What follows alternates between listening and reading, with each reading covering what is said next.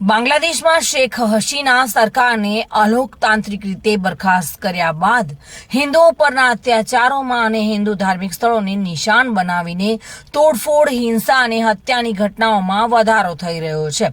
ત્યારે બાંગ્લાદેશમાં હિન્દુઓ પર થતા અત્યાચારો વિરુદ્ધ માળિયા હાટીનામાં આવેદનપત્ર આપવામાં આવ્યું છે। ધર્મ પરિવર્તન જેવા ગંભીર અપરાધો થઈ રહ્યા છે અને આ પરિસ્થિતિ ખૂબ જ ચિંતાજનક છે અને આંતરરાષ્ટ્રીય સમાજ માટે પણ આ શરમજનક ઘટના છે। અત્યાચારના વિરોધમાં ઇસ્કોનમાં પૂજ્ય સંત ચિન્મય કૃષ્ણદાસજીના નેતૃત્વમાં શાંતિપૂર્ણ વિરોધ કરતા હિન્દુઓ પર પણ અત્યાચાર કરી પૂજ્ય સંત શ્રીને ખોટી રીતે જેલમાં ધકેલી દીધા છે, જે કૃત્ય પણ અમાનવીય હોય। સંત ચિન્મય કૃષ્ણદાસજીને તાત્કાલિક મુક્ત કરવા માટે પ્રયાસ કરવામાં આવે અને બાંગ્લાદેશમાં હિન્દુઓ પર થતા અત્યાચારોને તાત્કાલિક બંધ કરવા માટે સરકાર યોગ્ય પ્રેશર લાવે તેવી માંગ સાથે માળિયા હાટીમાં રેલી યોજવામાં આવી હતી અને આ રેલીમાં સાધુ સંતો સહિત આગેવાનો અને આમ નાગરિકો પણ બહોળી સંખ્યામાં જોડાઈને અત્રેના મામલેદાર કચેરી ખાતે પહોંચી હિન્દુ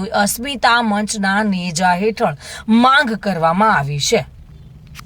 माड़िया हाटीनाथ द्वारा बांग्लादेश में हो रहे हिंदुओं ऊपर अत्याचार के विरोध में विशाल महारैली के साथ साथ मामलेदार श्री को आवेदन किया गया है। श्रम की बात तो यह है कि आज हमने सरकार को हिंदुत्व के नाम के मतदान दिया है।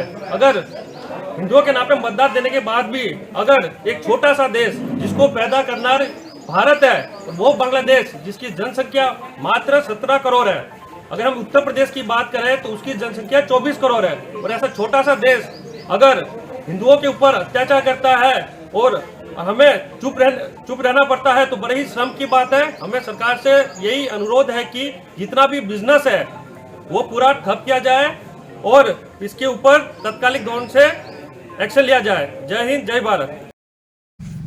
प्रताप सिसोदिया साथे bureau report, today Gujarati news.